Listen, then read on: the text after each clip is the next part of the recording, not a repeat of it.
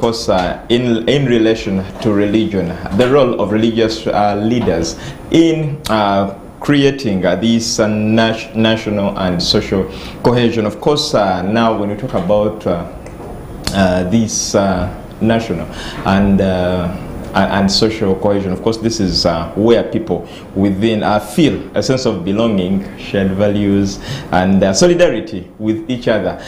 We are in a very critical season where we are heading into a very hot political season. Of course, we know Kawempe North, it is already heating up, the nominations are on, but soon, of course, the Electoral Commission has issued out a roadmap, and from the past history, we know that this is a season where people take politics as so personal that someone hates a brother because they do not believe in what they believe in, or they do not support what they support, which is really very, very unfortunate. But also, we look at a situation where different groups can live together peacefully and cooperatively, of course, with trust, with inclusivity, with commitment to common goods, and of course building a platform where all of us enjoy, I will borrow the word justice, and justice is the word I'll borrow, where we all enjoy the justice, rich or poor, big or small, we all get onto a uniform platform to share the privileges of our country, Uganda. Now, with us, of course, we have Reverend Daniel Wejuli, who is a program specialist from the Interreligious Council of Uganda. Reverend, it's a pleasure having you this morning. Thank you. It's a pleasure too. Thank you, Edwin. Let me take this opportunity to send my greetings to the viewers and the greetings from the Secretariat. We are also very happy to be here once again, and we will continue being here talking on pertinent issues that are taking place in our country.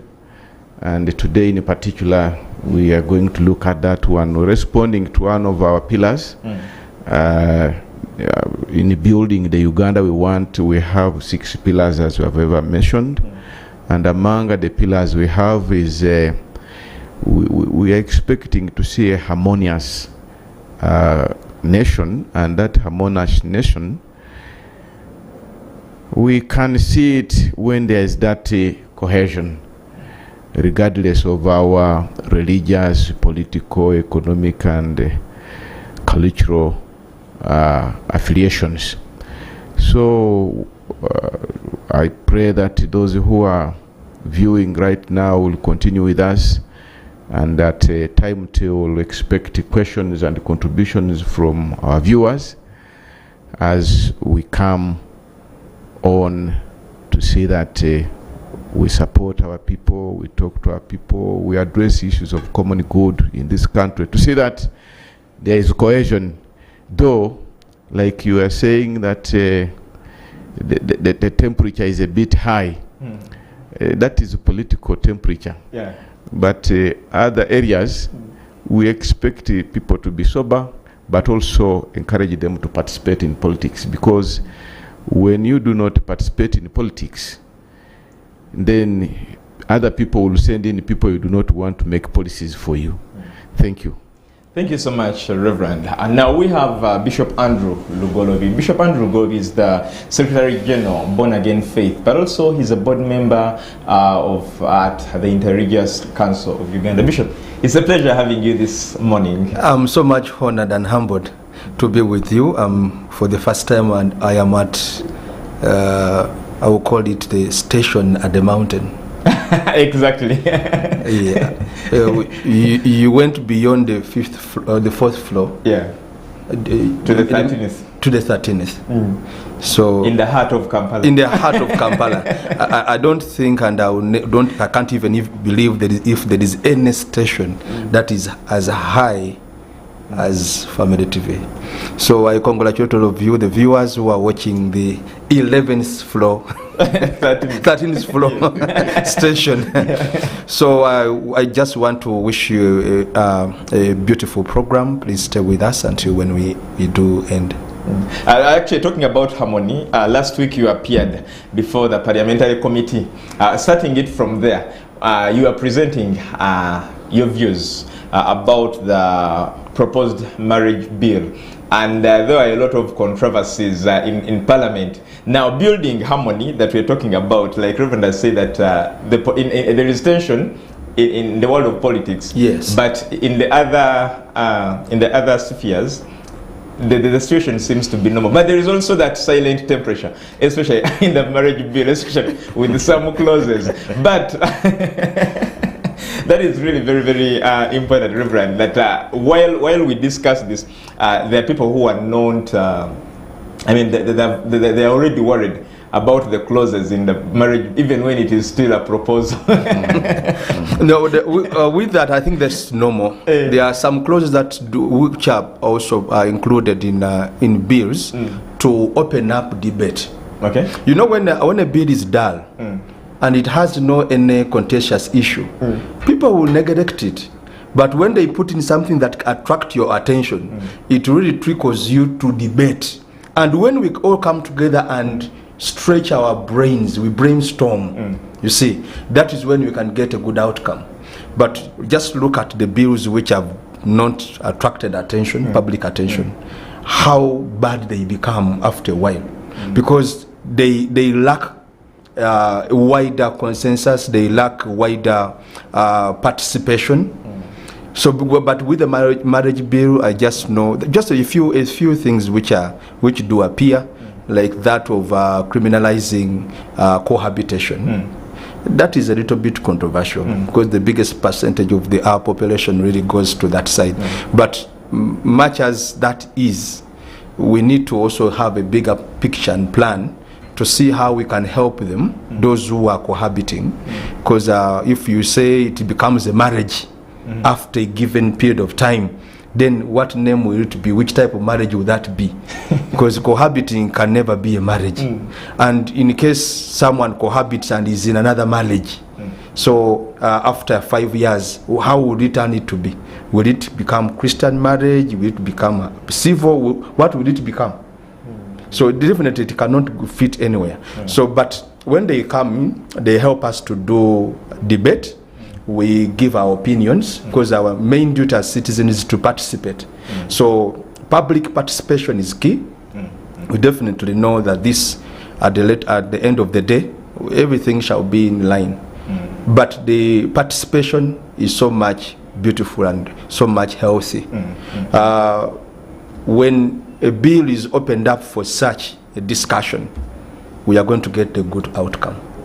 Amen. The other controversial part, maybe, which I can also bring out, is the issue of polygamy, where some people say we are also Christians, but they speak at their own. They speak for their own. They come as independents.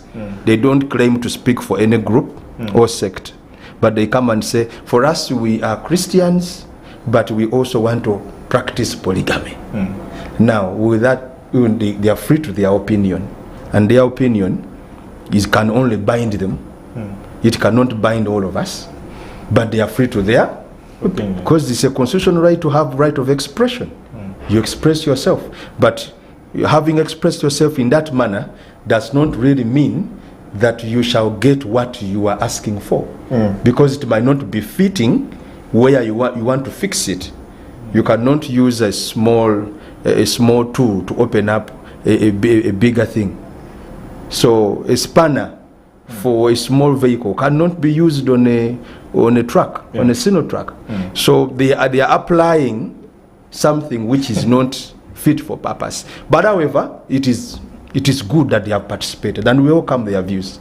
Yes. Thank you so much, Bishop. Reverend, you talked about the pillars that we always remind ourselves when we are here. But starting with, there's something still you talked about, that was harmony. And so let us look at, first of all, the role of religious leaders, especially in fostering this unity and social harmony, especially in a society which seems to be a little diverse? Thank you, Edwin. You see, when you talk of cohesion in a community, communities are set differently. Yeah.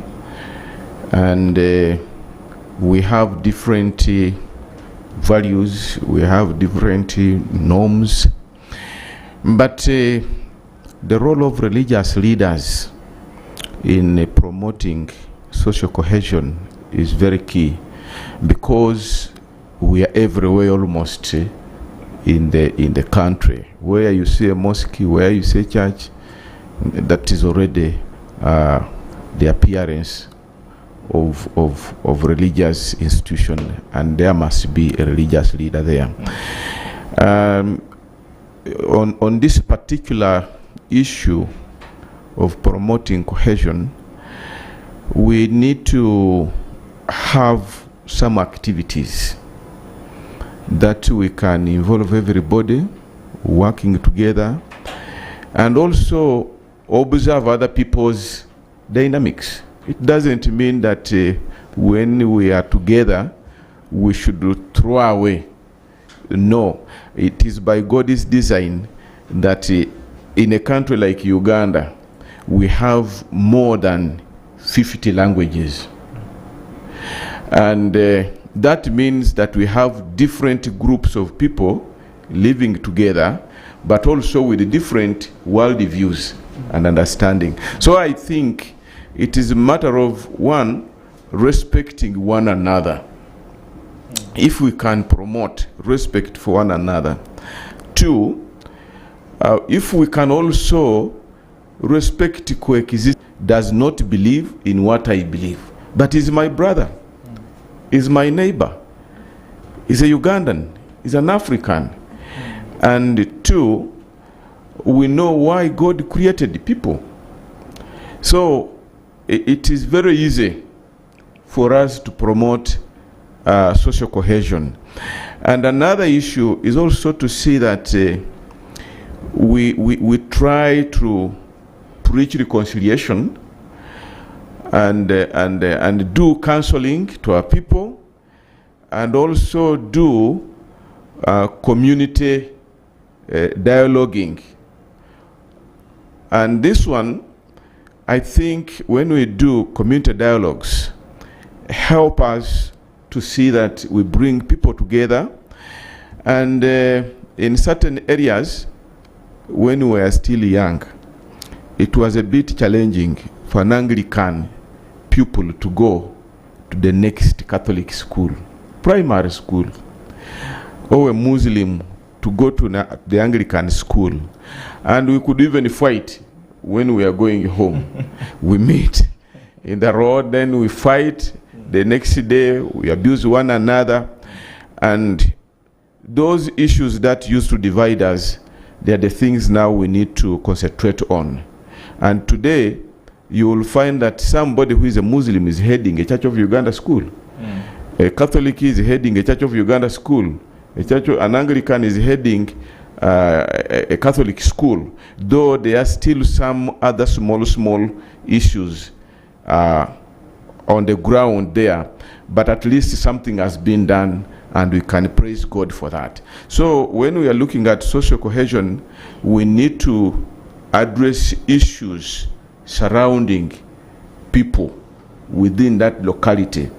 The issues of politics, sometimes they want to come in and divide people, like when they were doing the by-election of Kisoro. These were all Christians, Catholics, and Anglicans. But the media reported to us that some people were denied to enter certain polling stations because of their religious affiliation. And that was not good. And we condemn it. We don't encourage it, because that one divides people. And as you are talking about the temperature and the tension where we are going, if they did that and behaved like that during just a by-election, which is going to take a few months, and then we go to general election, and then they behave like that, then it means that it might be worse when it comes to general elections. So our people down there, the catechists, the imams, the day readers, the priests, many others, pastors, we just want to encourage them actually to handle these issues when they come up. They should remember that they shouldn't divide us. We are going to stay in that village forever. And your next neighbor is a Muslim. Your next neighbor is a Catholic. Your next neighbor is an Anglican. Your next neighbor is a non-believer. But how can people see you or look at you and admire you, and then they say, I think this person, what he believes in is good, he behaves well. So we should treat others with integrity. Even if you want to outseat somebody from that seat you are planning, you are politicking for, but we should do it with respect, with love and integrity. So I think if we are to have that social cohesion through religion and religious leaders, I think we shouldn't indulge religious leaders, we shouldn't indulge ourselves into partisan politics, because our congregations are mixed up. We do not have a church which is purely NRM or purely NUP or purely FDC or purely DP.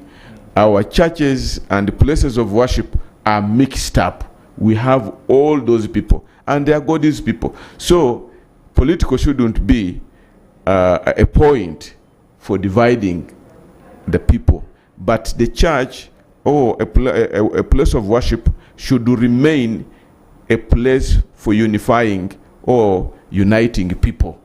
And that one, I think, if we do it, and also in addition to the few things I talked about, like education, like having social activities in villages, we have circles. As IRCU, we have circles. And these circles were distributed according to our member organizations. We have groups that we gave animals. And at district level, we have a district interfaith committee with the 70 members plus a woman and a youth. And when we go there with these inputs, for us, we encourage them to mobilize their people to come and receive these inputs, and they work together, and that one puts them together for social cohesion. When they are discussing diseases attacking their animals, their chicken, and whatever they are doing, they come together as a family. Okay. Yeah. Thank you so much, Reverend. Bishop, talking about social cohesion, you just said that we have a group of people who represent themselves. They don't represent any sect. They represent themselves, and they also have a freedom of expression. But we're looking at a situation where we have to peacefully live with everyone and believe, and everyone has their freedom of expression. But also, there is this selfishness in us where when someone speaks, as long as you do not agree with them, then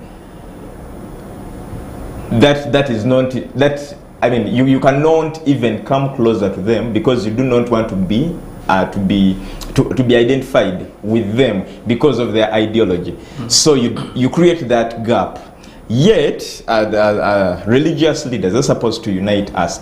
Is it possible in this era where people use the we as, we the this, we the, is it possible to preach a reconciliation and a gospel of coexistence?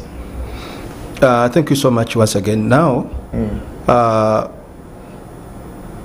originally, it is on record that religion came by, first of all, dividing.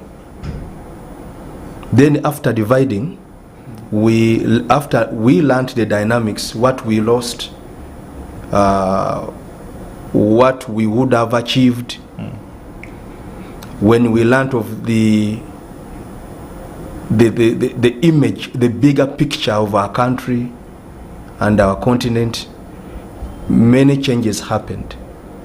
Religion has now become a uniting factor. However, this to happen, the key factor, the key driver is tolerance. We have learned to tolerate each other. We have adopted the concept of live and let live. It is not all about you live and I remain around alone. We have learned to live and let live. We have recognized the power of interfaith dialogue. When we talk of interreligious council, currently, when you see the composition, formerly the groupings could not sit together apart from three. In UJCC. That is the members of UJCC. That's the Catholic, the Anglican, and the Orthodox. Yeah. But the others, we had dividing factors, and there was no point of conversion. That this is where we convert, this is where we meet. There was no meeting place. At all times, each was blaming the other, each was a problem to the other, each was an enemy to the other. But we see there are many of gaps, and the gaps, it is not in line with dogma, it is not in line with the doctrine, but the social well-being, the working together. We realized that when we use our combined force, we can transform Uganda to that image you have already projected here, the Uganda we want. We have an image for Uganda because we have traveled to different countries and we have seen how they have progressed. However, they also have their own challenges and other dynamics. But for us, our greatest power is in the use of religion to advance development, because religion is a factor for development. When you talk of religion, definitely on the left hand you will see health, you will see morals, moral values, you will see education, you will see such kind of things that contribute to national building. So when you look at our setup, the different faith, those are we call the mainstream, and the others that are still coming up, they have their main focus is in health and education. You find schools at churches, as Reverend Wejuli has said. That means we have seen that education is a factor and is an area we can venture. So religion has done a lot, and we can continue with that tolerance, because we still preach tolerance. There are still some few elements that we are working upon, but with time. When I was, my first profession was education, and one of our lecturers in educational psychology used to teach us, and he could tell us that innovation takes 40 years. For a concept to be wholly and totally accepted, it has to be after 40 years. So before 40 years, there are things that will not be accepted fully unless extra efforts are put in. So, but with the tolerance from 2001, when Interreligious Council started, you see now it is 24 years. But after 24 years, you can see the harmony, which has never existed. It was last year, beginning of last year, we accompanied His Grace the Archbishop Dr. Stephen Kazimba Mugalu to welcome His Excellency the President of Iran, and we were at Old Kampala. Yes. National Mosque. It was the first time for the Archbishop. I think it should be in the entire world. The Archbishop attending prayers in the mosque. You know how it was strange, because we had to remove shoes. We felt uncomfortable when other people were sitting on the ground, no chairs. And they had to put some few chairs, a provision of chairs in the extreme corner, and we are like, we are old men out. But we had to do it for purposes of unity. You see, and that pic, there's a picture, there's a portrait to that effect which was taken. And I remember the comments of His Excellency the President. He said that this is memorial. He has never seen it in life. If His Excellency the President of the Republic of Uganda says this pictorial is a memorial, he has never seen it, then it is true, because he has lived more than all of us here. So, but that came by tolerance. We had to tolerate ourselves. There is where you inconvenience your convenience. You need to touch yourself also, that you convenience yourself. This is a new venture, but you close your eyes to that. Then you say, for purposes of unity, for purposes of moving together, I will close my eyes and do it. And that is all what we need to do for purposes of harmony. My Reverend talked of the tensions in Kawempe and how politics has, in the other way, turned has entered into our into religion, and how religion is used as a driver to politics. It has been, but now it is trying to escalate. It was silent. The current politics use in Kawempe, it is dominated by one religion. When you look at the candidates, they are about 10. And they come from the same village, from Mbogo, an area where Muslims come from, predominantly for Muslims. So 10 Muslim candidates coming from the same area, from one zone, coming into contest with a perspective that Kawempe belongs to the Muslims. So when you look at that, when there is even a zone called Chirokoli, and the Chirokoli is just annexed to Mbogo. So when you look at that, there are dynamics which are uncalled for. And some people are saying now, if these people are trying to make the constituency Islamic, we shall not vote. Now the others are saying, for us we shall go. Now religion is coming into divide, but it is not presented by a senior religious leader.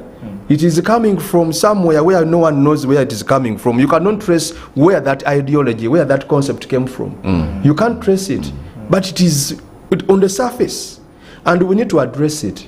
We cannot make constituencies religious in that manner, and we cannot make them tribal. There are things we need to avoid. Ethnicity and religion are dividing factors if we do not handle them with care. So we need due care to see that we achieve the target of the Uganda we want, and we need to first of all use tolerance as a key factor. So when we tolerate, you allow me be, and I also allow you be. Don't displace me because of a backing of religion or ethnicity, but with merit. If we go to that side of merit, we shall achieve everything that we are achieving, what we are targeting in life. And maybe finally, as the Inter-Religious Council of Uganda, for purposes of harmony, as you said, and tolerance, we have made many advances, and they came out in positive during the post-election conflicts. That is in 2012 2011, Yes. 2016, and 2021. Yeah. There would have been too much of bloodshed and conflicts, but the Council Presidents have always managed to sit down the presidential candidates and show them the picture of the Uganda we need to, or the Uganda we all own and the Uganda we want, and show them the possibilities of bloodshed and the after effects which can destroy our nation. And with that, much as they cannot come out to say that the archbishops came and sat us down, you see them when they are slowly and silently withdrawing from their harsh moves and statements. So that is how we have managed to influence. And the Interreligious Council is committed to that. We always tell people, we tell the leaders, or leaders including the cultural leaders, including other sectors. You saw the other time when there were conflicts between the Kingdom of Uganda and the Chief Justice. And the Interreligious Council came in to aid dialogue, to aid a mediation. You see, the judiciary is now at peace with the Kingdom of Uganda. Why? We preach tolerance, and that is what we always want to front, to see the Uganda we want. Thank you so much, Bishop. Now, this, according to your elaboration, this is at the Interreligious Council level. And now when we pull it down to the Christians, because this is where now the mess comes from, while you create a dialogue for the maybe presidential candidates, there are these MPs down here, or councillors, or who continue pushing, and I think the common word is kuzoganya. So for them, they don't cease fire, and I think this is what has caused like constituencies belonging to particular regions. You remember what happened in Chisoro? You gave an example where even the news reported that Church of Uganda has conquered. So it ceased to be an individual or a political party to now a religion. And you see, someone was telling me in Kawempe, they were referring to some non-Muslim candidate that one is just wasting his money. The first qualification for you to go through in Kawempe should be a Muslim.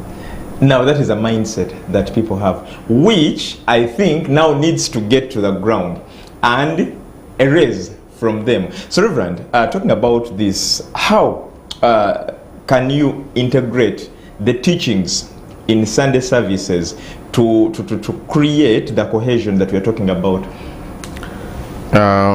Thank you, Edwin. For me, the way I look at the things, one, we must, I'm using must, agree with some of those small differences. But there is a researcher from Uganda Islamic University. It's called Abdul Somebody, who studied about this topic I think we are talking about. And he was looking at a number of issues that religious leaders and institutions need to do. And at a certain point, he gave a credit to Interreligious Council of Uganda for the milestone. Because some of these people are unruly. Some of them have decided to build gangs around themselves, and they call them Chigali, Kuisamugali. And these are new terminologies and the phenomena that are coming up, Kuisamugali.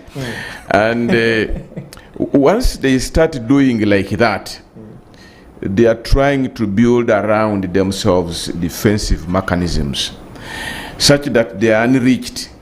Because when you approach them to break through these surrounding foot soldiers, the Gari, sometimes I was in Wejuli at home, and there were two functions, both organized by NRM. One was in the taxi park, in the bus park, another one was at a school somewhere. And the way these people were running around, because some who were going to the bus park were coming from where this function is, and some who were coming this way, they were also, so they were meeting at a certain point. They had to meet, but they were exchanging bitter words. For me, I think that if religious leaders are not mixed up in these mistakes people are making, we'll be able to manage and see that we create and promote harmony. Because when we turn our pulpits into a space for information and also a space for social transformation, and then people will learn, because people come with a lot of disappointments in places of worship. But sometimes when they come and we are also part of the problems, it's like now going to maybe to a dentist with a swollen cheek, with a lot of pain, and then you find the dentist also is suffering from the same. Then it will be a bit challenging for the patient to believe in the dentist. So for me, I think this dentist shouldn't get involved fully. But we are not saying they shouldn't go for elections. For me, my argument is that if we are at a distance, then we will give these people space for appeal, space for trusting us, and then that one will help us to mediate between these people, to preach reconciliation, because you cannot preach reconciliation when you're already a victim. So for me, my prayer is that for us to handle these conflicts at village level or community level, we should sing the same tune as religious leaders. We should embrace everybody. I visited a certain church. It was a fundraising day. And they had invited all these politicians from different walks of life. And when they invited them, they were fundraising for seats in that church. The blues came with the blue chairs. The yellow came with yellow chairs. The green came with green chairs. And it was such a good decoration in the church. And for us, we did not discard any chair. We said, you come with your chairs and put them there. But also mobilize, if you came with 10, mobilize 10 people to always come and occupy the yellow chairs, the blue chairs, the red chairs, such that your space is not taken up by anybody. Anyway, when I was still active in the service, one time it was so contentious, it was so hot, and people were almost fighting everywhere. But what I used to do, under the mandate of Inter-Religious Council of Uganda, I wrote letters inviting all these politicians who had registered, all the candidates, plus their campaigning agents and their supporters. And we built a very huge tent. And then they came. We prayed together. We preached to them. We showed them the indicators that if you mess up, slight mistake you do, you will cause blood in this constituency. So as you politic, as you want people to give you their votes, please be careful. Do not divide them. Do not disappoint us. Do not let people go into prisons, but kindly control your crowds. But also remember, you're a believer. You are an Anglican. You are born again. You are a Muslim. You're a believer.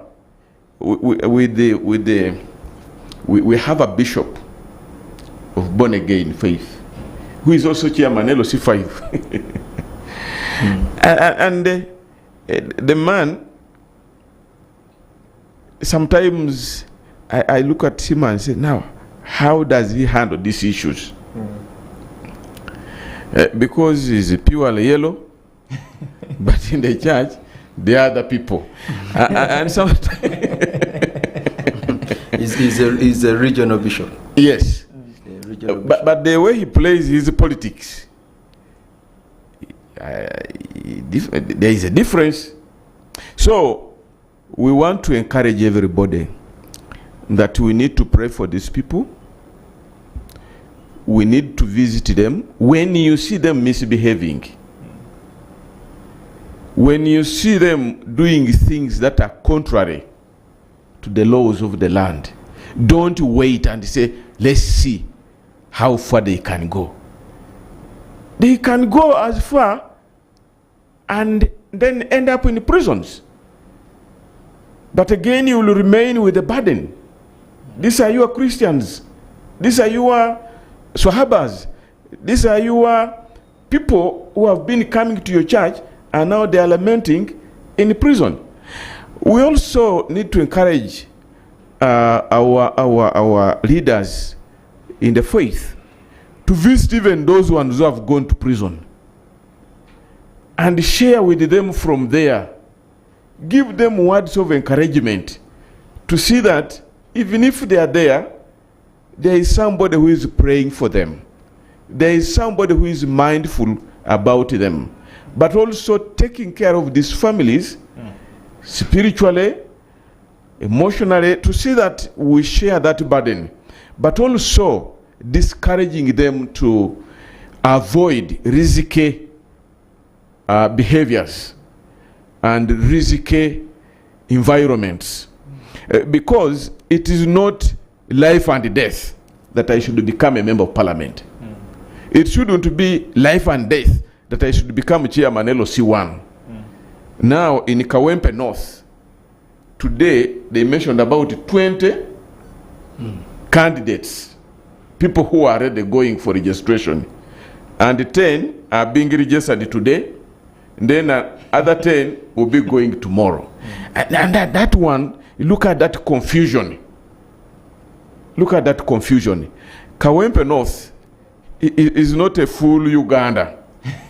It's something very small.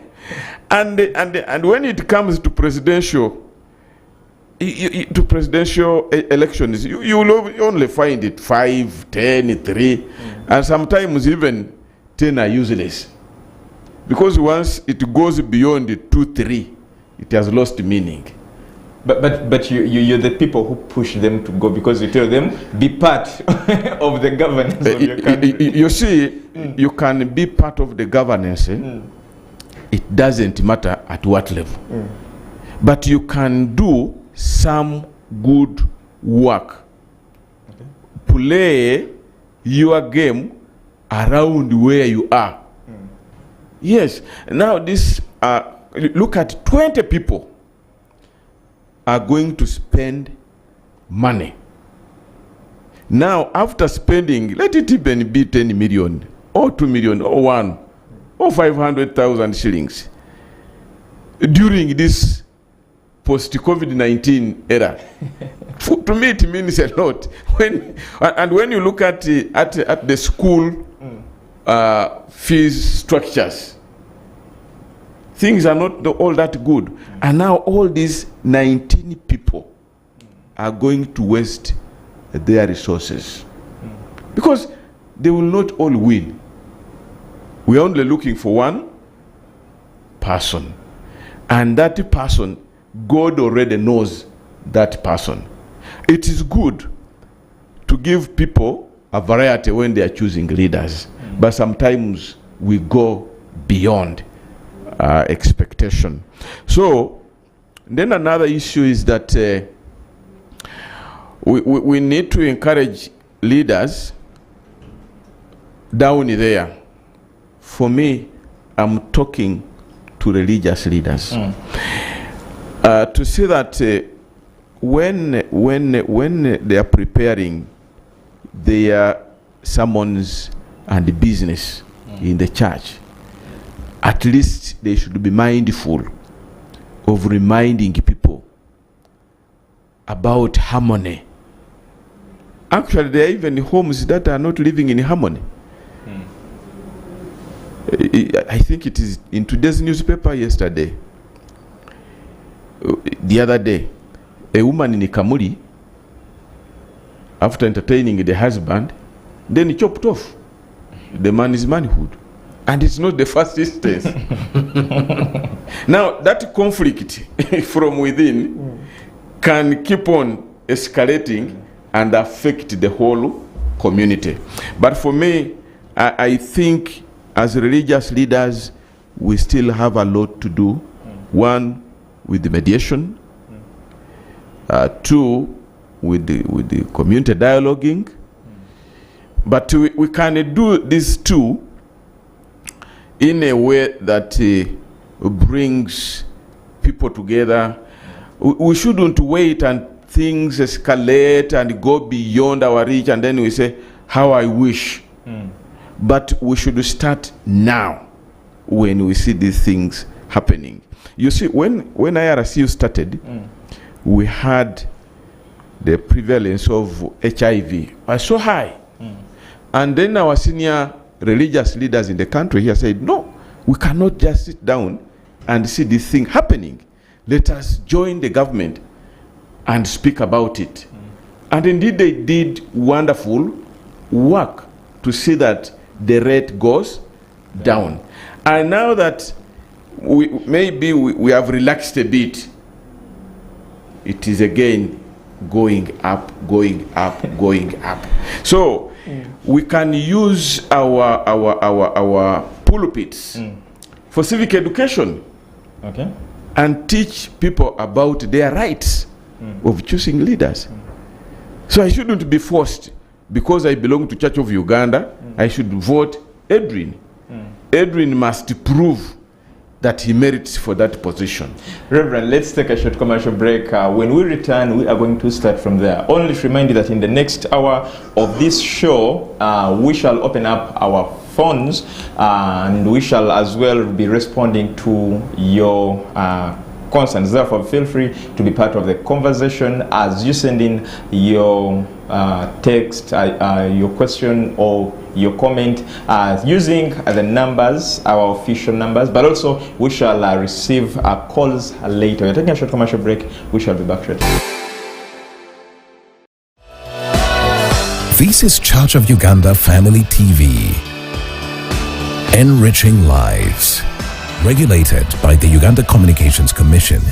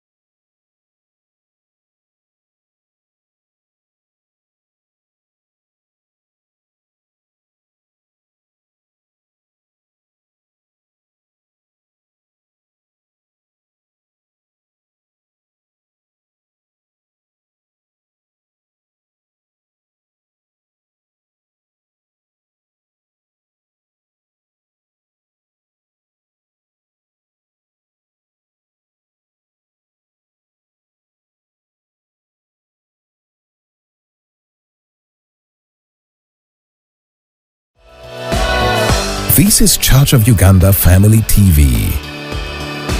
Enriching lives. Regulated by the Uganda Communications Commission.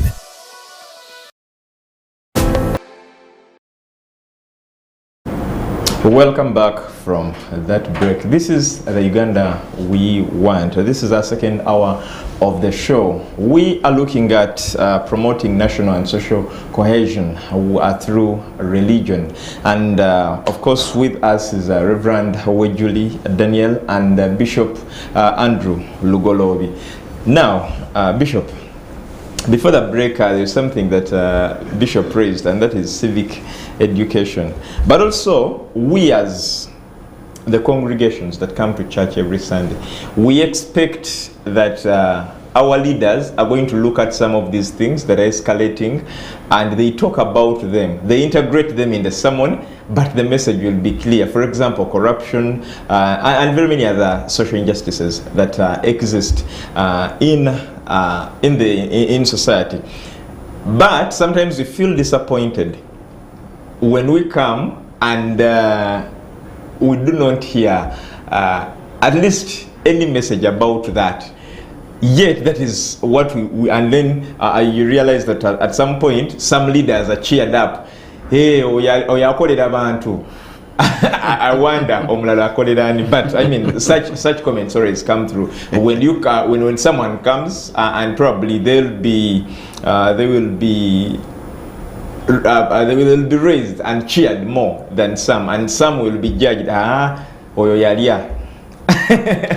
Because they are silent, and simply because people expect that maybe a religious leader should also be an activist, especially when it gets to social injustices, but integrating them in the sermons. Not that when I come I want to hear talk about corruption, but how is it related to how is corruption talked about in the Bible, and what is the interpretation and that. However, these are things that maybe we the Christians think that you're silent about.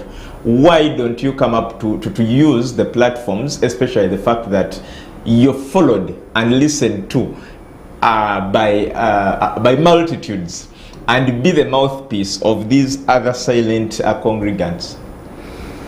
Thank you so much, but I need to remind you of media governance. Media governance, you don't just say anything, but you must evaluate the impact. So now that takes us back to the forum.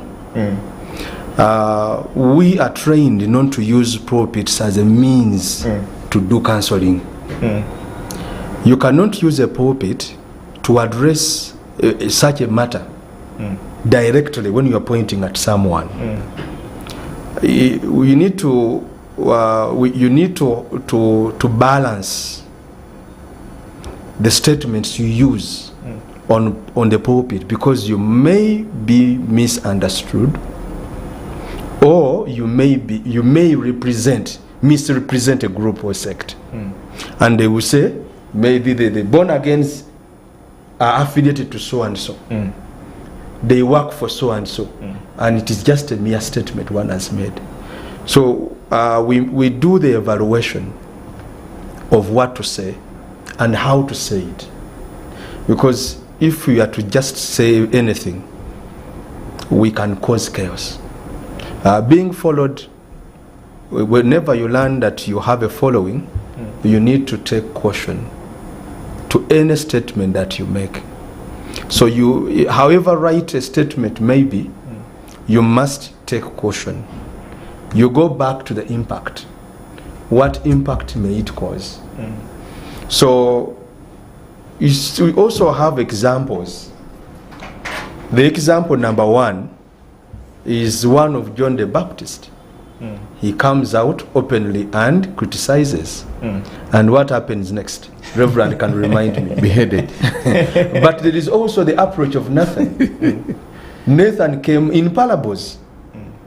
And he approached David in a manner that was simple. And the king judged himself. And the king judged himself. Said that person must die. And then he said, you are the one. So the approach, so those who are blaming us, we cannot carry on the role of advocates. You want us to be like these the advocates of the like activists. I will use the word that one. Yes, we cannot be that. You see us the next day when we are on the street, Reverend Wejuli is leading us, and he has called all people from Bujiri. All of you come, all of you come. Black man, they're putting on a black. Yes, black all of you. Now That's not our role. it's not our role. That is not our approach. We'll be driving from somebody's lane. Last year, when we are holding our national annual law conference, I remember the learned Honorable Attorney General made a statement. He said that when they were growing up, there were 3 or 4 professions that would make a family proud on the whole village. That is medicine, engineer, law, a lawyer, and a pastor. Yes. And a clergy. So in a family where you have a reverend father, you are celebrated. Now look at that. How even up to now, having a reverend sister, having the archbishop, the bishop, the archdeacon coming from that village, the listeners, the viewers can testify to this. So there is that. There is a way you are looked at as a family. They see the family next to God. They see where you have any issue, they run to you for dialogue. Now, when I come out to criticize in public, I have killed the avenue of conflict resolution. Now, to sit in a seat to mediate as a mediator, I must have proved to be neutral. Now we have a duty of being impartial or being neutral in any manner. Even when I have any political affiliation, I cover it. When you talk of even a tribe, I don't even talk of much of ethnicity, because the people around me, religion goes beyond ethnicity. That's why you hear me speak of different languages. Reverend Wejuli was talking of the 50 and above languages. Do you know that we also have Somali as part of our languages? Do you know we have also the Congolese who are here? I am now learning Lingala.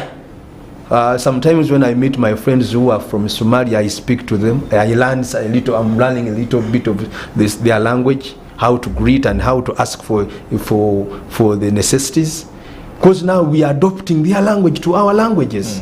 So that means I cannot come out openly to criticize. I need to balance. So I conclude by saying we have a duty, but we have to exercise the duty with caution. After we exercise it, after making a clear evaluation of the impact. If the impact is positive, go ahead. But if you see any controversy that may arise, you hesitate too. So that is how we are trained. Otherwise, we may cause more confusion than you can ever expect. So the work of the activists should remain with them. We cannot all be on the streets. I saw the ladies putting on T-shirts or shouting on the streets. Yes, that is how their practice, and I cannot say don't do it because I'm not them. Maybe it is their approach, but it is not the approach of the Interreligious Council. You will not see the Archbishop, you will not see Dr. Serwada and the others, the Bishop Rere, on the street when they are demonstrating. You cannot see them. You can't see them. However, with the approach of when there are issues that really affect us, like corruption, corruption needs an attention. I made a study. I did 3 courses on corruption from University of Pennsylvania, online courses. And in the 3 courses that I did, I discovered the solution to corruption is There are only two. And if we align them, corruption will be gone. One, religion, and two, culture. Without religion and without culture, you are wasting time. So the other mechanism we use, imprisonment or whatever, they will not work out. But if we empower the cultural leaders, because now what they are suffering from is some of them have issues with lack, issues of money, issues of connectivity, things like that, and then they bend. But if they are empowered, if cultural institutions are empowered, the cultural leaders will speak to their subjects. And if religious groupings are also empowered, they will also do the same to their grouping. And you see that anyone who goes contrary, we shall have power to say, no, we are rejecting you. But now, in the manner we are in, when we are in need of money, we are building a church building with no money. The Reverend has said they come with yellow seats, come with the blue, come with the green. So they contribute according to their colors. As long as that is there, then corruption can never. Thank you so much. On addition to what he has said, I want us to read this verse. It's from the book of Malachi, chapter 2, verse 7. And why these people are not always in the media talking what. It says, for the lips of a priest ought to preserve knowledge, because he is the messenger of the Lord Almighty, and the people seek instruction from his mouth. Please remind us of the verse is verse 7, chapter 2, Malachi chapter 2, verses 7. Yes. And you can continue and see what God is talking about, these priests who disobeyed him and went beyond this. So we wouldn't like to indulge religious leaders into this activism. And you remember the other time I talked about 3 arms of God.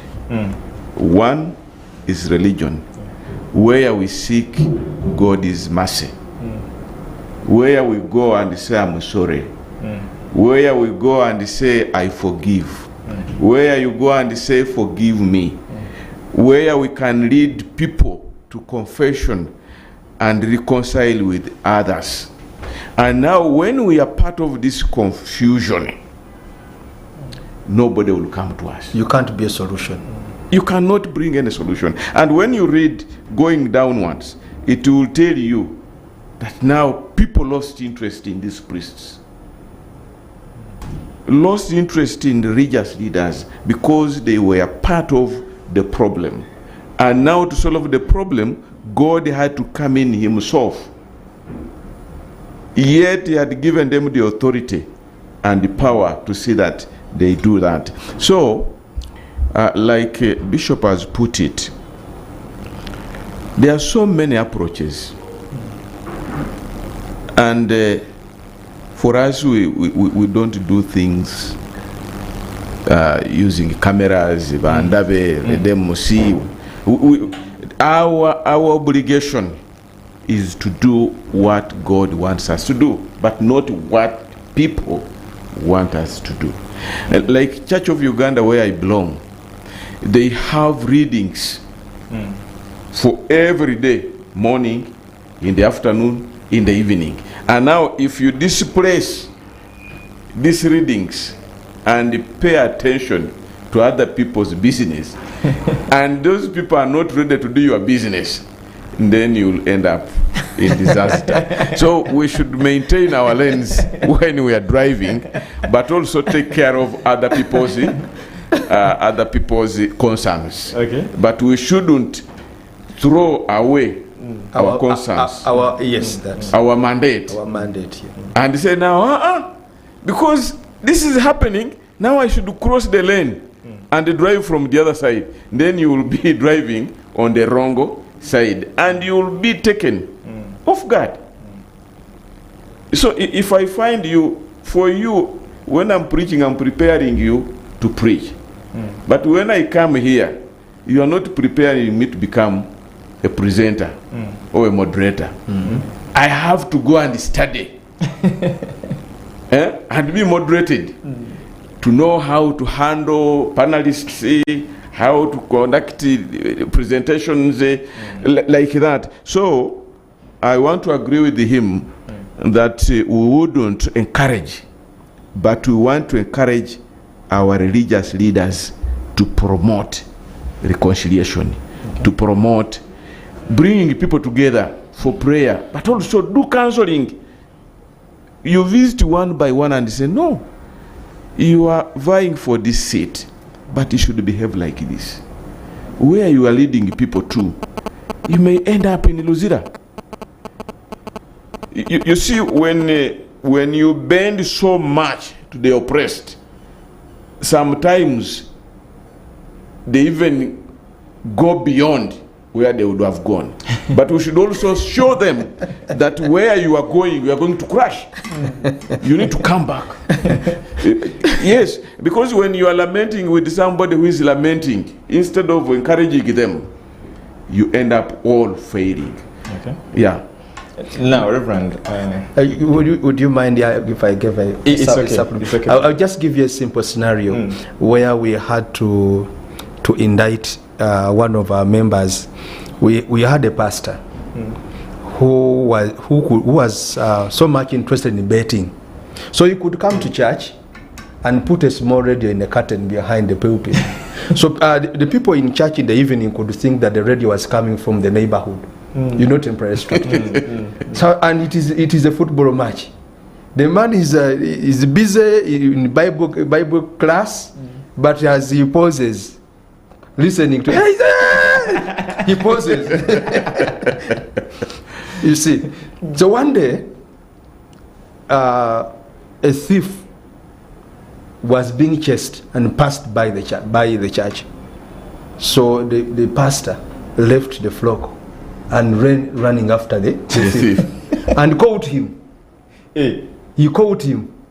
He ran after him and caught him, but he had left the flock and brought the man back, and people were chanting, our pastor caught him. Now, to the community, they were so much happy. The man helped them to get the thief. Yes. You see? But he had left the flock. It was unethical. So when you want to attend to the interests of the public, you can neglect your role. You can neglect your role, and we look at you as a public nuisance. So we have to sit him down. Never do this again. Because for us, we look at 3 factors in a leader. One is trust. We teach you how to live a life where you are trusted. We teach you not to work as a person, but work in a team.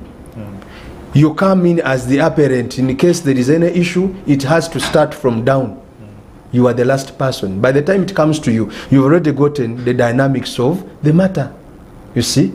And also, you don't handle the finances directly. Someone handles them. So, win trust. 1. 2, authority. How do you use your authority? The authority, the people who are under you, how do you handle? And then the last is the credibility. Credibility comes from the training, the preparations, the setup, and the way you present yourself. So those are the 3 factors. So when we are training our pastors, our leaders, we teach them the 3 areas. So you cannot find a person who is credible going out, removing his shirt and shouting on the streets. So I really associate my to the submissions of Reverend Wejuli. But also, before we leave that, yes, what escalated the genocide in Rwanda, if you analyze, it was because the church didn't play its role well, and some people were massacred at the altar. At the altar. But if the church had its stand, and say, no, what you are doing is not okay. But because they were within the confusion, so they became sectarian. You see, like he said, if religious leaders today say that our structures from national to village level on the streets, you will see what will happen in Uganda. We have a lot of force and support, but we don't want to cause confusion. We know our mandate, where to advise, we advise. Where there is need for reconciliation, we will go. Where people are looking at these petty things and issues. No, our ministry is beyond that. It's beyond that.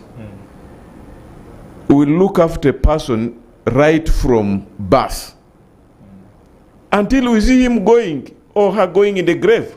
That's when we end taking care of a person. So if you say people are quiet, they are not quiet. They are doing a lot of work outside there. Yeah, if they learn the way we address issues, then they will appreciate. Because you can't blame me when you've not appreciated my mode operandi. Yes, we do by letter. If you come to Interreligious Council, you see letters. Actually, as I talk now, there's something happening. The other, was it on Thursday last week? On Thursday. When we have the council president converging. Thursday, on 20th. On 20th, to discuss pertinent issues. But why all the time cameras? No. And we should know where to give our accountability, not to everybody. There is a politician who said, "Temujja camera." Well, we are taking another short commercial break. When we return, we shall now be able to take your questions and your concerns. Kindly stick with us.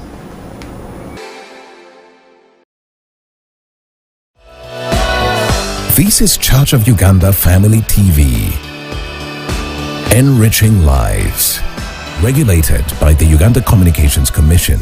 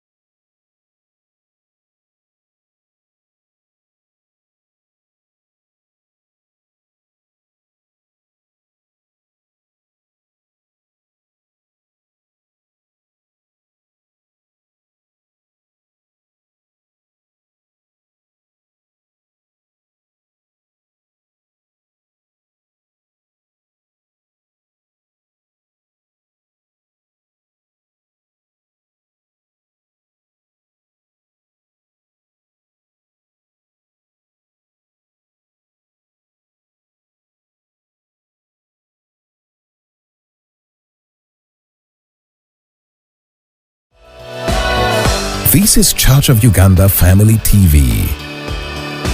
Enriching lives. Regulated by the Uganda Communications Commission.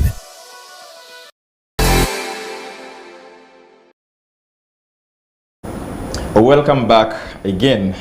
Here we are with the Uganda We Want. Now, Reverend,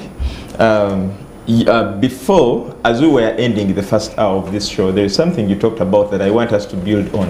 You said that by the time the Interreligious Council came in, Uganda was battling with escalating numbers of HIV and AIDS. But after the interventions, the numbers dropped but you also said that the numbers are now starting to increase. Even when we head to the Vision 2030, where the president says that at least his vision is that by 2030, no Ugandan should be contracting HIV. But away from, but that as part of one of the things, how can religion be a force for good, especially in fighting some of these social issues like poverty? We also have adultery, we have now HIV and AIDS and discrimination at levels of ethnicity, levels of political affiliations and all that. You see, the major issue there is discipline. Okay. And I want to call upon Ugandans to discipline ourselves. The first person I attended their burial was in 1984, and I was 14 years old. The first person I saw being buried who had succumbed to HIV/AIDS then. Up to now, I'm now 55, but I'm still testing negative. It doesn't mean that I practice celibacy. I'm a married man with children. It is a matter of disciplining ourselves, because when you look at the increasing numbers of new infections of HIV, these are younger people, very, very younger people. We're also younger people. It is a generational issue, I think, where people think that some of us were just ignorant or stupid, or we didn't know what to do. But we listen to those we found here who are advising us, talking to us, don't do this. Today, everybody here now is a journalist. Once somebody has got a phone, declares themselves what? Journalists. And we have so many sources of information. But not all this information we are gathering from different sources are relevant and useful to our people. That's why you see that sometimes we try to talk, we try to advise. We have youth camps, we have holiday makers camps, we have clubs in schools, we have chaplains there. But still you find that people come out almost green. When you go to Andrew's church, you will find there people throughout, almost 24/7. And we are talking about these things. But still, people have paid deaf ear. For me, I see if we do not discipline ourselves, we will continue facing these things. Let me give you this example. The government has had a number of programs, and as religious institutions, we have tried to lobby for these programs and bring them direct to our followers. Interreligious Council of Uganda sat down and wrote a proposal, and we got animals, cows, pigs, chicken. We took the people. Do you know, one day I went there for supervision, and then an old man welcomed me and said, "Muse, thank you for coming. You gave me a cow, but it has become a problem. It went and ate people's crops, so they demand from me 50,000 what? Shillings. Now, before we can say anything, we had to pay the 50,000 shillings. And then I said, now, this animal is going to die from here. So when we are preparing to give it to the next person, this man started crying. I said, why are you crying? We are taking a burden from you. Government has had many programs in Yoga. You remember we have that program. Yes. We have extended to fight poverty in our people. But some say, mzee atuebaza. We gathered over 2,700 youths from Kampala here. And we supported them after training, doing mindset change. We supported them. We gave them some seed money. Some are doing well. Some ate the money and went back to their usual business. They were from ghettos. we do a lot of things. 2,700. Is that a small number of younger people? And we are looking at them. What is disturbing these younger people? Are they redundant? Disgruntled? And then our leaders sat, made a proposal, we got money, we trained them, we gave them seed capital.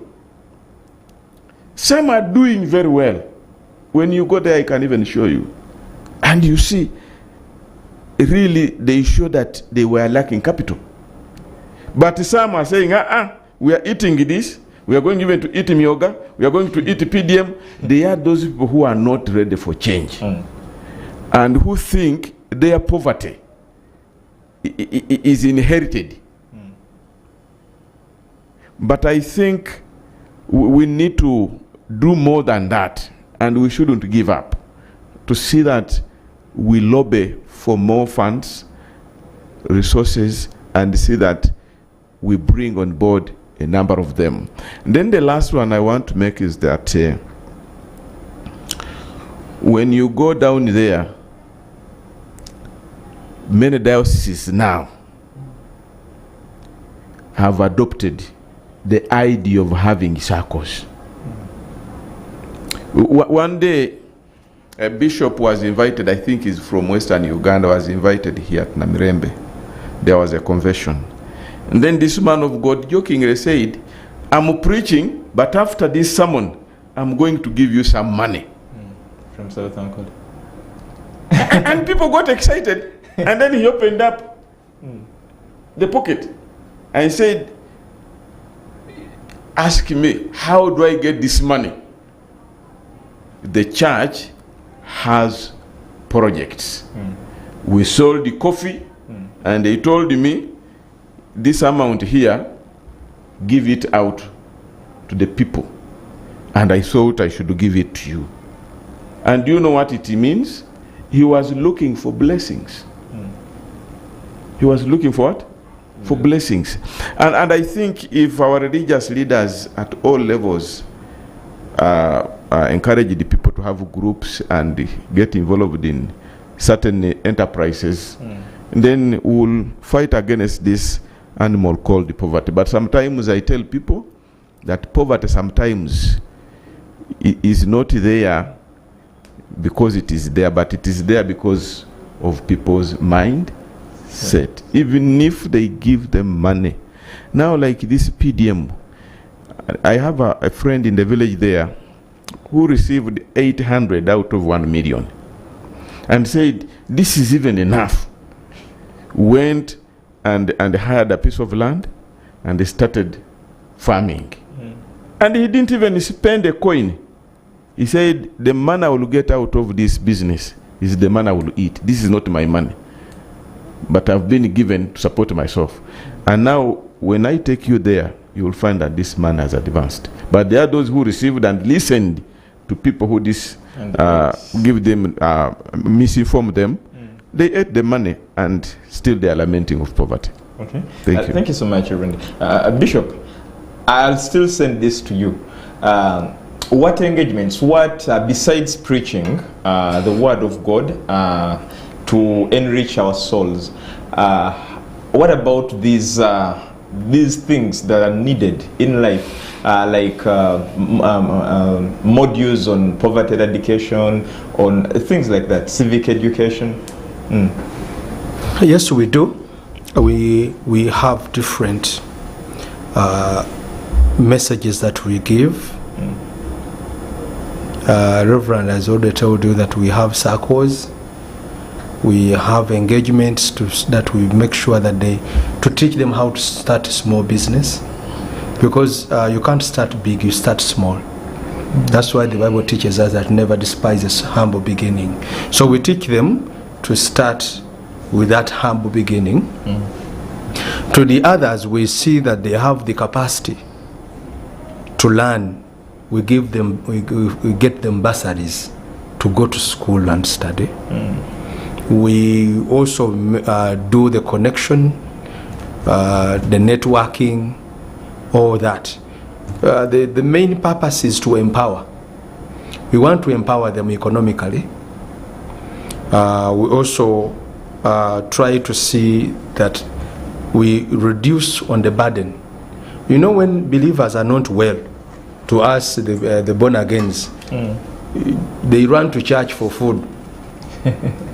So you end up, the leaders end up buying food, paying for medication. So the burden comes back to us. So now, to reduce the burden, we make sure that we do a number of teachings, we do a number of engagements. We have those which are, some they call them corporate, the others are business. For example, I opened up a WhatsApp group for business. There are WhatsApp groups that I run, one for the born-again leaders in Uganda, that is the pastors, and also the other is for, I have one for the youth, for pastors, then the third one is for business purposes of connectivity. So the reason as to why I started it is to create a forum for those that have something marketable. They present it here on the forum, and then definitely you get market for it. So we do the networking. Some of our members have started companies. The other time you were with Bishop Herbert. Bishop Herbert started a construction company, teaching. Now he opened it up to teach the young ones, the youths, how to use that new technology of hydrofarm and how to build using the interlocking bricks. So they are getting skills. So we make sure that we open up to have people learn what to do, that they survive in this challenging world. However, the challenge we found, the attitude. The attitude is not that doesn't respond well. The way they respond is not, to some, is not good, and it is general. It is caused by basically the political environment and also the other influences. When the biggest percentage is not working, there are also the few, those who have, like, you've tried to train them, push them in the community, in the marketplace, they tend also to bounce back because they look for peers, and the peers are just going to club, they go for alcohol from evening up to morning. So the attitude, the response has not been so good. We need to have an input, and it should be a general concern.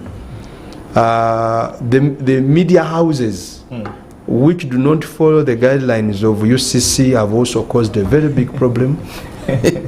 They disseminate information that is misleading, unrealistic. And also the other challenge we found, there are also some faith organizations which are not part of Interreligious Council that has a wrong teaching towards work, health and medication. So we have issues there. But I know with time, Rome was not built in one day. But so far so good, and the move is promising, because where we are not. So if we have managed to take a step, we shall still take another step to the destiny. Thank you so much, Bishop. And of course, now the phone calls are open, but are there a few messages that have come through? They are both from WhatsApp and text messages.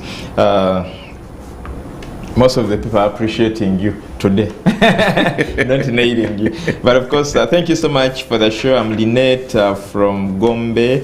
I thank Reverend Wejuli and Bishop for the elaboration. Another than saying thank you so much, at least we now know how far we can go with religious leaders.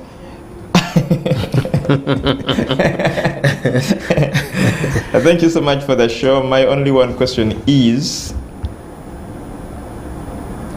what if, this one is, but I think that responding to what you said, what if you talk about corruption when the corrupt person whose corruption has been everywhere is in the service? Can you still talk about it? When the corrupt has come to the church, their corruption has been everywhere. That is what I said. We are not allowed to cancel on pulpit. A pulpit is not a platform for cancel. Now, in case I definitely know that if you know that Andrew is corrupt, pass on the information to the religious leader. Then the religious leader, when he comes to church, he will tell him, Mr. So, please remain behind. You see, I single that person out. Remain behind for 30 minutes, 20, just 5 minutes. Now, because when I say it in public, I'll be breaking him. You know, it is a wrong forum. The approach matters. Now, if it was that same person, and you were a housewife, and your husband does that to you publicly, when everyone is there, how would you feel? So I think we need to be realistic in how we handle matters. Thank you so much for the show. I'm following from Sanji. Thank you so much. This is another one. Bishop talked about the divisionism in the political races, but you didn't offer a solution. Shall we always sit back and talk about it, that now this region is for this particular denomination or this particular, and we do not do anything, or we don't offer any solution about it? Case point is Kawempe.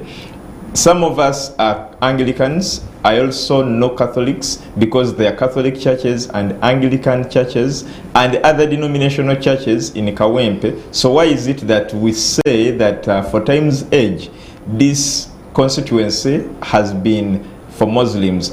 Take a look at Kampala. It is also alleged that for you to be a mayor in Kampala, you should be a Muslim. Now, what is the concrete solution for that? To begin with, it is just because some of us are silent and we just don't want to take action. I'll just give you an example from my office. From the records I have from Born Again Faith, we have 2,500 churches in Kampala. And the record which I last had from the Uganda Muslim Supreme Council, they have 1,100 mosques, which means the Barokole church is double the worship houses of the Muslims.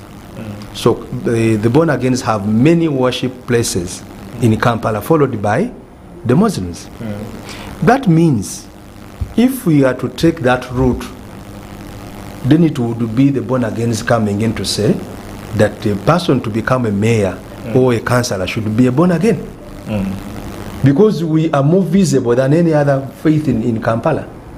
You see? But because we do not want to take that, and that is the guidance of the Electoral Commission, the Political Parties Act is clear on that.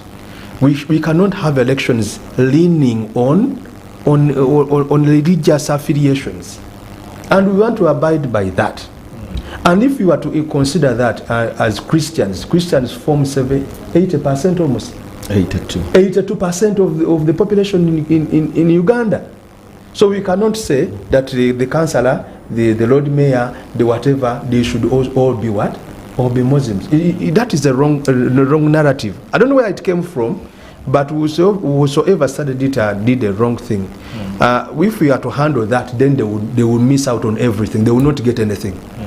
For example, if I am to use my office and I tell the people that each Barokole church should get only 50 people to go and vote,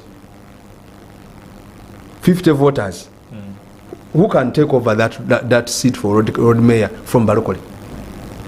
If each church is only giving me 50, including Watoto, which has thousands, including Miracle Center, there are those with tens of thousands of people. But only if I only ask for only 50, no one can beat us. But now we cannot have elections leaning on the religion. That is the narrative. We cannot. We don't want to take that route, and we shall never. And that's why I appeal to my colleagues. Please let us come back to the right rules of the game. Don't front religion, because if other people are offended and they feel that you are stepping on their toes, and they wake up one day, you miss out even taking a piece of bread. That is noted. Thank you so much, Reverend Wejuli. Thank you so much. People are appreciating. Thank you so much. Reverend Wejuli, thank you so much. You talked about discipline, but discipline is also taught, and sometimes you might think you're disciplined, but you need to be reminded about what discipline is, because discipline as discipline is ambiguous in its original form until someone breaks down what discipline they need to take on. That's quite a good one. When we talk of discipline, like you said, is ambiguous. I agree with him. But for me, I was addressing a particular issue. When I talked of discipline, if you eat too much of anything, it becomes poisonous. You must have discipline. Even when handling this phone, I must have discipline. You see, when you talk of discipline, like I said, it is so wide. But we should discipline ourselves in a way that we overlook some of these things. People are so much struggling, and when you talk of the corruption, the other one is talking about, it is all about lacking discipline. When you want to see disciplined people, go where they are serving self-service. Somebody is heaping, but the line behind him, the queue is very long, but is not mindful of others. That is being indisciplined and disorderly. So, if you discipline yourself, some of these things, people will look at you from a different perspective, and they will respect you. If you cannot, actual discipline develops you, I think, Reverend, into self. The discipline is talking of, you said, let us be disciplined in relation to HIV. Yes. And many other things. I was specific, that's why I said I was categorically talking about HIV. And I said I was 14. Now I'm 55. But I'm still testing negative. It is because of working on my discipline. Not every woman I see around is my wife. And I should take one wife or woman for life. That is all. But however, Reverend, or maybe let me also address your mind to this. There is a fact of the high levels of alcoholism. You remember are we number one? Even if in Africa. Even if we are number, I think we are number one in number one in Africa, as far as consumption of alcohol. So that means, but when you drink, definitely you cannot be what?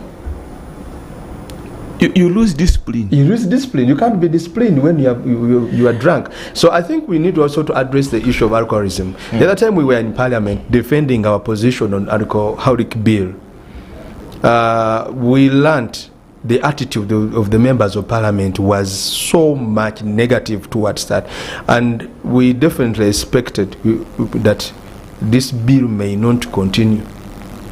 And we learned that the brewers of the alcohol, the dealers and the agents had invested in a lot of money to block the bill, and they indeed blocked it at the detriment of our nation.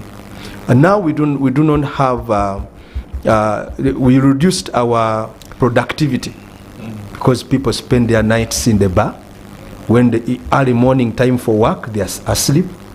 They drive to work as they knock people, this drink driving, all that, which is a big and huge loss to the state, and it costs the government a lot of money in respect to health, respect to cancer, because we had also the health experts who came in to explain how alcohol can cause cancer, all those kind of, and they are so heavy burden to the state, but the way it was blocked, and we cannot have discipline when someone is drunk. We cannot. So unless we address the issue of alcoholism, we may not manage to reduce the high levels of HIV. Actually, as we conclude on this, I want to even make it harder. That being in discipline is also lack of godliness. And somebody who is in discipline does not have ears to listen. And once you lose the sense of listening and hearing and taking in, and then you are going to take a different direction. Because here, yes, you see, information is carried from one generation to another. And for us, we were told, police, this is bad. But sorry for those who were born with it. It was not by their making. And I pray that we shouldn't pass it to others. Because the more we do that, we will end up causing a lot of chaos in the community. And as we talk now, we are in a dilemma, a crossroad, because the support I've been getting from USAID is almost ending. So discipline is very key. Even in road safety, we need discipline of the road. You drive with the music. Some people even put their earphones on with loud music. Some younger people, they are crossing roads on foot, and you honk, and this person is just walking, and that is being in discipline. So I think he was right that it is ambiguous, and I want even to make it harder that we need discipline in every aspect of life. Okay. Yeah. There is this interesting one, and I will end with this. This one puts a disclaimer. I'm a proud foot soldier. So you know the next message. Let it come the way it is. So he says, we appreciate a lot of efforts done by Intelligence Council of Uganda, IRCU. But as long as you still do whatever you do behind the curtain, fetujja bazoganya. Kakati okuzoganya. You see sometimes we misplace words. Tosobola kuzoganya omuntu kyakola nga si kyokola. We are not foot soldiers. True, we are not a political party. For us, we are religious leaders. And for them to cross and come this way, it is okay. Because we are leading them to heaven. But okusoganya means competing. Unrest, giving you unrest. Giving unrest. Because bwogambo tugenda kubasoganya. Giving unrest. No. He can't, because he has no capacity. And by the way, maybe to also address, I think he talked of you as long as you work behind the curtain. I've heard them severally say that when they invite us on their function, we do not attend. As the Secretary General of the Born Again Faith in Uganda, I make a disclaimer. I have never received any letter informing me of any event, and they have never requested me for a delegation at any of their event. I have never received any any communication. But I hear them say that we invite religious leaders and they refuse to come. And I have also never heard of any communication, formal communication to the Secretary General of the Interreligious Council of Uganda. I have never heard that he has ever received a message and requesting him to send a delegation of the religious leaders to go and conduct prayers. So as long as you do not follow the protocol, to them what they do, they write to individual pastors, which individual pastors do not turn up. And then they put a claim on the organizations. So when they land the forum, then they will know that we are not working behind any curtain. We are free people. We are non-partisan. We are Ugandans, and we front Uganda. And actually, I want to encourage him. All have, because they didn't reveal their identity. Yes, to encourage them that what they are doing as politicians for politics, if that's the way they should do it, they should continue doing, because they are struggling for power. And for us today, if we bias with someone, then that would be bad. As he said, we are working behind the curtains. And actually we would be working behind the curtains for their good. Yeah. But for them contesting okusoganya with the ruling party, bazoganye. For us, bazoganye. Tewali buzibu, but they cannot kuzoganya with the religious institutions. Reverend, your closing remarks in less than a minute as we wind up. Thank you, Edwin. I just want to say thank you to our viewers, because this program is a bit long and it is scheduled. When you look at it, the time frame, this is the time when people are very busy working, but they spare time and sit and listen to us and also participate. So we must appreciate them, but also appreciate the founders of Family TV for giving us this opportunity to come and share ideas on different issues taking place in our country and how religious leaders can remain relevant and do some contribution to the nation building. I thank you and I say good luck. Thank you so much, Reverend. Bishop, can you give us your closing remarks? It has been a pleasure to be with you today, the station on the mountain. I'm giving you a new name. I also want to thank our viewers who have followed us. Also, we give you a pledge. We shall continue to exercise our mandate. We shall always, at all times, try our level best to see that we cause tolerance and promote the interfaith, to also make sure that we front the peace building, conflict resolution, and also make sure that we work towards the national dialogue, because that is what we desire. We need to sit on table and agree.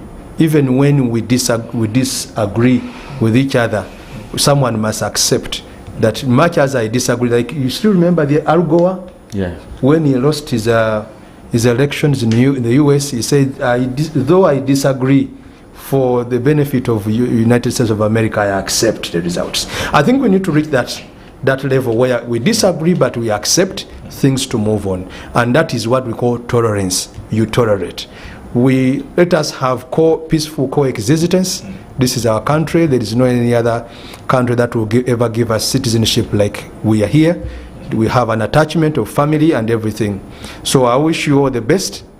I remain Andrew Lugoloobi. Thank you so much, Bishop. Thank you so much, Reverend, and thank you so much to you, our viewers. It's been a pleasure. You who we started with, and you followed us through. Thank you so much. I've worked with Andrew, I've worked with Patience, and Esther, and from the entire team, we wish you a blessed day. This is Charge.